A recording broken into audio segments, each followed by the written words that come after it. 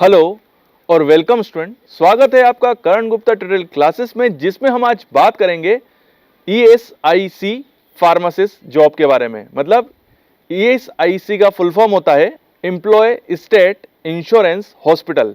Employ state insurance hospital basically ये hospitals जो होते हैं ये हर डिस्ट्रिक्ट के अंदर होते हैं, और ये हॉस्पिटल्स जो होते हैं बेसिकली ये मजदूरों के लिए होते हैं। बेसिकली वो लोग जिनकी सालाना आय मतलब वार्षिक आय जो होती है वो 1.5 लाख रुपए से कम होती है, वो लोग यहाँ पर फ्री में इलाज करा सकते हैं।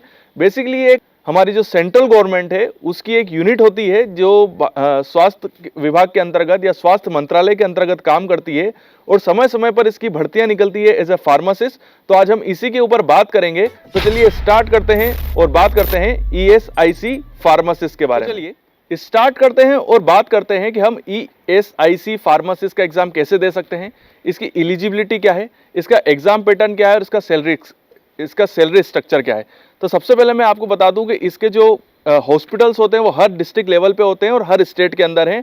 यहाँ पर मैं जिस एग्जाम के रेफरेंस के थ्रू आपको ये पूरी प्रोसेस समझा रहा हूँ वो 2019 में निकली थी राजस्थान में। ठीक है, तो राजस्थान में ESIC जो हॉस्पिटल्स हैं वहां पर फार्मासिस्ट की भर्तियां निकली थी, तो उसी के रेफरेंस को मैं आपको समझा रहा हूं कि यहाँ पर क्या प्रोसेस थी, यहाँ का एग्जाम का लेवल क्या था। ठीक है, तो सबसे पहले मैं आपको बताता हूं कि जो इसकी नोटिफिकेशन है वो ESIC की जो ऑफिशियल वेबसाइट है esic.nic.in में नोटिफिकेशन निकलते हैं।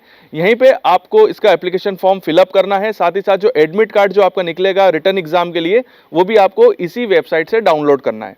ठीक है, मैं आपको बता दूं कि इसके लिए एलिजिबिलिटी क्राइटेरिया क्या है। तो इसके अंदर बिल्कुल नॉर्मल एलिजिबिलिटी क्राइटेरिया मांगा था कि आपको एज ए रजिस्टर्ड फार्मासिस्ट होना है एक रजिस्टर्ड फार्मेसी काउंसिल से। मतलब यहाँ पर डिप्लोमा और बी फार्मेसी पास आउट दोनों स्टूडेंट जो थे वो इस एग्जाम के लिए एलिजिबल थे। ठीक है, ये एग्जाम जो थी वो ऑनलाइन मोड पे हुई थी। यहाँ पर जो फॉर्म था वो बेसिकली 500 रुपए का था, जो कि जनरल और OBC वालों के लिए 500 रुपए था। वहीं ST SC एक्स सर्विसमैन और गर्ल्स के लिए ये 250 रुपए था। बट एक शर्त रखी गई थी कि अगर वो 250 रुपए देते हैं, 250 रुपए पेमेंट करते हैं एप्लीकेशन फॉर्म के लिए, और अगर वो एग्जाम में बैठते हैं, रिटर्न एग्जाम के अंदर वो अपीयर हो जाते हैं, तो उनको जो उनके द्वारा जो 250 रुपए दिए गए हैं एप्लीकेशन फॉर्म के लिए वो रिटर्न हो जाएंगे। मतलब एक तरह से उनके लिए फ्री था, बट फ्री तब होगा जब वो एग्जाम में बैठेंगे। अगर वो एग्जाम के अंदर नहीं अपीयर होते हैं तो 250 रुपए उनको रिटर्न नहीं होंगे। वहीं OBC और जनरल वालों के लिए ये 500 रुपए था, मतलब उसके लिए रिफंडेबल नहीं थी वो। ठीक है, एक चीज मैं आपको बताना चाहता हूं कि यहाँ पर जो एज रखी गई थी वो रखी गई थी 32 साल। ठीक है, मतलब 32 साल इसमें मैक्सिमम एज रखी गई थी। साथ ही साथ जो कि ESIC के जो एम्प्लॉइज हैं जो प्रेजेंट में वहां पर वर्क कर रहे हैं, अगर वो इस एग्जाम के अंदर अपीयर होते हैं तो उनके लिए 37 ईयर थी। ठीक है, मतलब जो नॉर्मल एज जो जनरल वाले के लिए और OBC वालों के लिए जो एज रखी गई थी, सॉरी केवल जनरल वालों के लिए 32 साल थी, और जो उनके एम्प्लॉइज हैं जो उसमें उस ESIC में काम कर रहे हैं उनके लिए 37। वहीं जो दूसरे एज रिलैक्सेशन होते हैं OBC ST SC के लिए, वो गवर्नमेंट के जो रूल रेगुलेशन है उसके हिसाब से थे। तो मैं साइड में आपको रूल रेगुलेशन बता देता हूं कि किस कास्ट के लिए कितना एज रिलैक्सेशन दिया गया था। यहाँ पर मैं आपको बता दूं कि एक सेंट्रल की जॉब है, तो यहाँ पर जो सैलरी स्ट्रक्चर था वो 7th पे था और काफ़ी अच्छा सैलरी स्ट्रक्चर था। मैं एक नॉर्मल में आपको बताऊं तो कम से कम 40 से 45 हज़ार रुपये पर मंथ की इसमें सैलरी दी जा रही थी। उसके अलावा जो इसमें एग्जाम का जो पैटर्न था, जैसे कि मैंने आपको बताया कि ये जो एग्जाम का पैटर्न था वो ऑनलाइन मोड पे था। बेसिकली एग्जाम जो था वो 2 घंटे का था और इसमें 125 क्वेश्चन पूछे गए थे। इसमें से 125 में से 100 क्वेश्चन जो थे वो टेक्निकल थे और 25 क्वेश्चन जो थे वो general knowledge, aptitude general knowledge, GK, English और मैथमेटिक्स के जो क्वेश्चन आते हैं वो उससे रिलेटेड थे। यहाँ पर मैं एक चीज़ आपको बताना चाहता हूँ कि यहाँ पर माइनस मार्किंग भी थी, 1/4 इसमें माइनस मार्किंग थी। इसका मतलब है कि आपको जो क्वेश्चन आता है बस आप वही अटेम्प्ट करिए, जो क्वेश्चन नहीं आता है आप उसको ना अटेम्प्ट करिए। इसका क्वेश्चन का जो लेवल का जो पेपर पैटर्न था वो काफ़ी हाई था, मतलब बिल्कुल नॉर्मल नहीं था, अच्छा खासा पैटर्न था।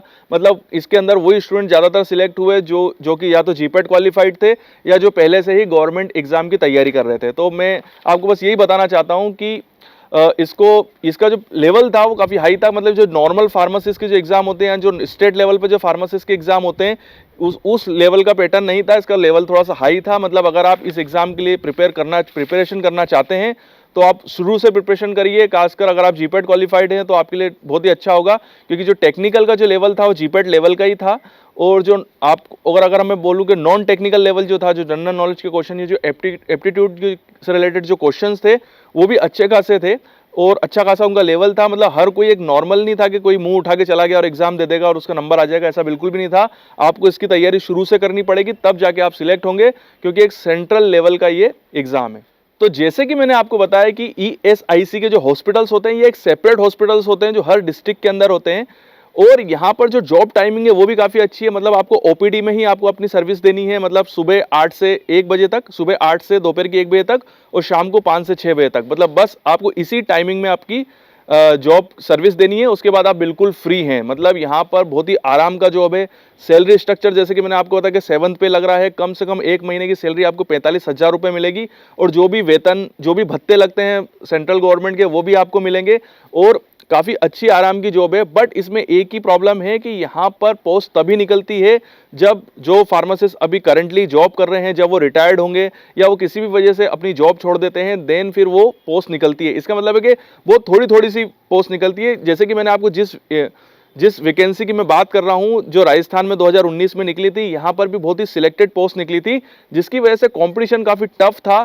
तो अगर आप ESIC की प्रिपरेशन कर रहे हैं या तो आपको शुरू से करनी है। साथ ही साथ अगर आपको इसके बारे में पता चलता है कि इसके फॉर्म निकले हैं तो आप जरूर भरिए, क्योंकि अगर आपका हो जाएगा तो मेरे हिसाब से बहुत ही अच्छी जॉब है, बहुत ही आराम की जॉब है। पेपर का पैटर्न मैं आपको बता चुका हूं कि थोड़ा सा टफ रहता है, तो आपको शुरू से प्रिपरेशन करनी पड़ेगी। अगर आप बिल्कुल प्रिपेयर नहीं होंगे और ऐसे एग्जाम देने चले जाएंगे तो मैं आपसे कह रहा हूं कि वैसे भी नेगेटिव मार्किंग है, तो नेगेटिव मार्किंग की वजह से आपको वही क्वेश्चन अटेम्प्ट करने हैं जो आपको आते हैं या जिसके ऊपर आपको कॉन्फिडेंस है। और जिन क्वेश्चंस के ऊपर आपको बिल्कुल भी कॉन्फिडेंस नहीं है, आप बिल्कुल भी उनको अटेम्प्ट ना करिए, क्योंकि नेगेटिव मार्किंग से एक फायदा ये होता है कि जब कई लड़के जो बिल्कुल भी प्रिपरेशन करके नहीं आए हैं, वो अपने आप ही उनकी छटनी हो जाती है और कट ऑफ अपने आप नीचे आ जाती है। नेगेटिव मार्किंग जहां भी, जिस भी एग्जाम में नेगेटिव मार्किंग रहती है, वहां पर कट ऑफ हमेशा नीचे आती है। तो इसका मतलब ये है कि आपको वही क्वेश्चन अटेम्प्ट करने हैं जिनके ऊपर आपको कॉन्फिडेंस है। तो मैं आपको बता चुका हूं कि पेपर का पैटर्न काफी हाई है, तो आपको प्रिपरेशन भी उसी हिसाब से करनी पड़ेगी। उसके अलावा एक और इंपॉर्टेंट बात, ये वीडियो आपको कैसा लगा कमेंट्स बॉक्स में मुझे जरूर बताइएगा। वीडियो देखने के लिए थैंक यू वेरी मच। अगर आप चाहते हैं कि मैं इसी टाइप के और भी वीडियो बनाऊं तो आप मुझे सजेशन दे सकते हैं और उसके ऊपर मैं जरूर वीडियो बनाऊंगा। आपके उज्जवल भविष्य की कामना करता हूं और यूं ही बने रहिए मेरे साथ। अगर आप भी इन इंस्ट्रूमेंट्स पे ट्रेनिंग करना चाहते हैं तो you are most welcome in our institute. हमारा पता और ईमेल आईडी मैंने नीचे दिया हुआ है, तो यहां पर आप मुझे मेल कर अपनी इंफॉर्मेशन, अपने कॉन्टेक्ट नंबर मुझे सेंड कर सकते हैं। और साथ ही साथ हमारे पास कौन कौन से इंस्ट्रूमेंट्स है तो उसकी लिस्ट में आपको साइड में सेंड कर रहा हूं। तो यहां पर आप देख सकते हैं कि हम किस किस टाइप के इंस्ट्रूमेंट्स में ट्रेनिंग कराते हैं। और अगर आप कोई मास्टर डिग्री कर रहे हैं, कोई PhD कर रहे हैं या किसी भी प्रोजेक्ट्स वर्क से जुड़े हुए हैं, और अगर आपको किसी इंस्ट्रूमेंट्स की रिक्वायरमेंट है और वो इंस्ट्रूमेंट आपके पास नहीं है, तो हम साथ ही साथ कंसल्टेंसी सर्विस भी प्रोवाइड कराते हैं। तो उससे रिलेटेड भी अगर आप कोई भी इंफॉर्मेशन जानना चाहते हैं तो आप मुझे मेरे पर्सनल मेल आईडी पे मेल कर सकते हैं। नीचे मैंने अपना मेल आईडी दिया हुआ है। और मैं अपने उन स्टूडेंट से बात करना चाहता हूं कि वो स्टूडेंट जिनको कोई डाउट है, कोई क्यूरी है, बट कमेंट्स बॉक्स में कई बार ऐसा होता है कि वो क्यूरी और डाउट इतने बड़े होते हैं कि मैं कमेंट्स बॉक्स में उनको उनके आंसर सही तरीके से नहीं दे पाता हूं। तो आप मुझे मेरे इंस्टाग्राम पे फॉलो कर सकते हैं, ये मेरा इंस्टाग्राम आईडी है। तो यहां पर मैं आपसे डायरेक्टली कांटेक्ट में आ जाऊंगा और आप मुझे डायरेक्टली क्वेश्चन पूछ सकते हैं और मैं आपके सारे डाउट जरूर क्लियर करूंगा। तो वीडियो देखने के लिए थैंक यू वेरी मच और यूं ही बने रहिए मेरे साथ।